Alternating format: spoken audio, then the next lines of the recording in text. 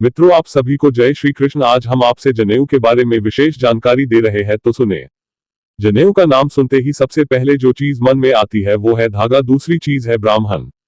जनेऊ का संबंध क्या सिर्फ ब्राह्मण से है? ये जनेऊ पहनाए क्यों है? क्या इसका कोई लाभ है? जनेऊ क्या, क्यों, कैसे? आज आपका परिचय इसे ही करवाते हैं। जनेऊ को उपवीत, यज्ञ सूत्र, व्रतबंध, बलबंध, मौनीबंध और ब्रह्मसूत्र के नाम से भी जाना जाता है।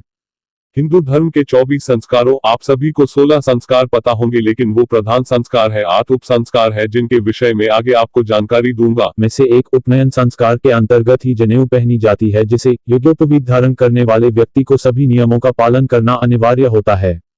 उपनयन का शाब्दिक अर्थ है सन्निकट ले जाना और उपनयन संस्कार का अर्थ है ब्रह्म, ईश्वर और ज्ञान के पास ले जाना। हिंदू धर्म में प्रत्येक हिंदू का कर्तव्य है जनेऊ पहनना और उसके नियमों का पालन करना।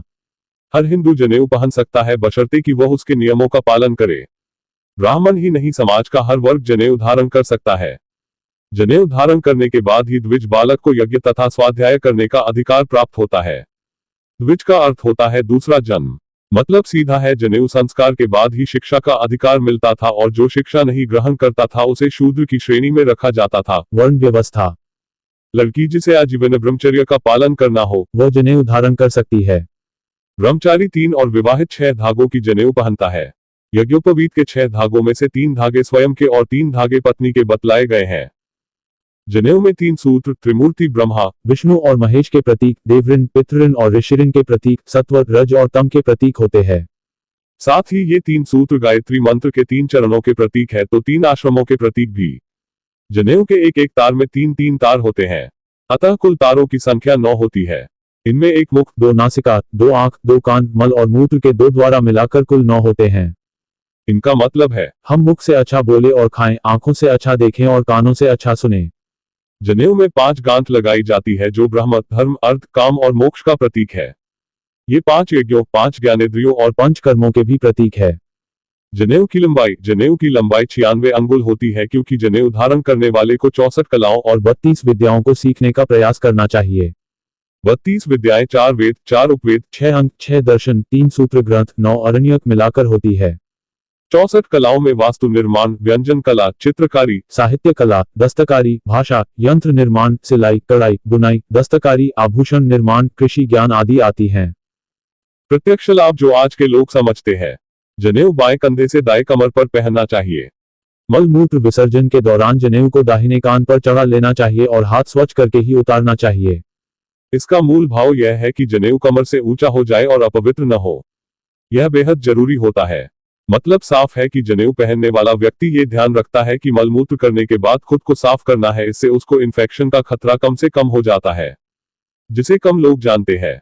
शरीर में कुल 365 एनर्जी पॉइंट होते हैं। अलग अलग बीमारी में अलग अलग पॉइंट असर करते हैं। कुछ पॉइंट कॉमन भी होते हैं।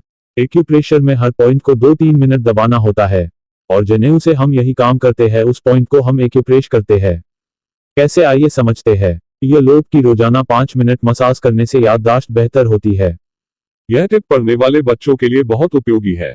अगर भूख कम करनी है तो खाने से आधा घंटा पहले कान के बाहर छोटे वाले हिस्से ट्राइग्स को 2 मिनट उंगली से दबाएं। भूख कम लगेगी। यहीं पर प्यास का भी पॉइंट होता है। निर्जला व्रत में लोग इसे दबाएं तो प्यास कम लगेगी। एक्यूप्रेशर की शब्दावली में इसे पॉइंट GV20 या DU20। इसका लाभ आप देखें। GV20 कहाँ? कान के पीछे के झुकाव में।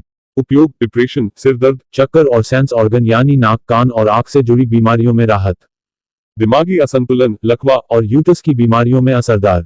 दिए गए पिक में समझे। इसके अलावा इसके कुछ अन्य लाभ जो क्लिनिकली प्रूव है।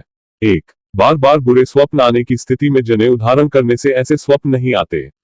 2. जनेऊ के हृदय के पास से गुजरने से यह हृदय रोग की संभावना को कम करता है, क्योंकि इससे रक्त संचार सुचारू रूप से संचालित होने लगता है। 3. जनेऊ पहनने वाला व्यक्ति सफाई नियमों में बंधा होता है। यह सफाई उसे दांत, मुंह, पेट, कृमि, जीवाणुओं के रोगों से बचाती है। 4. जनेऊ को दाएं कान पर धारण करने से कान की वह नस दबती है जिससे मस्तिष्क की कोई सोई हुई तंद्रा कार्य करती है। 5. दाएं कान की नस अंडकोश और गुप्तेंद्रियों से जुड़ी होती है।